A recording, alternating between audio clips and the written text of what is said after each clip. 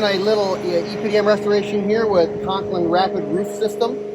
This is going to be a seam reinforced system only. Dave power washed the roof yesterday, and then this morning we dried it off and put tack coat primer on, and then this afternoon we're putting on the Spun Flex 5-inch fabric on all these seams, and we're going to glue up the corners of these units with quick caulk. Tomorrow I'll be ready to top coat. It'll be done. So beautiful system.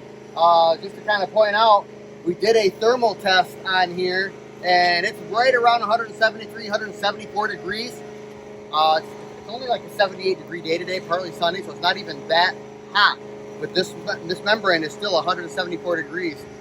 When we're done, we're shooting for a little under 100 degrees on a day like today. So it'll be about a 60 to 70 degree difference for this building owner.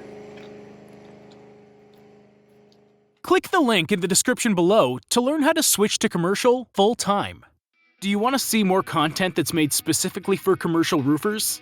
Be sure to subscribe to our channel and check the description below for links to other helpful resources. Our group is growing quickly, and more videos just like this one will be uploaded soon.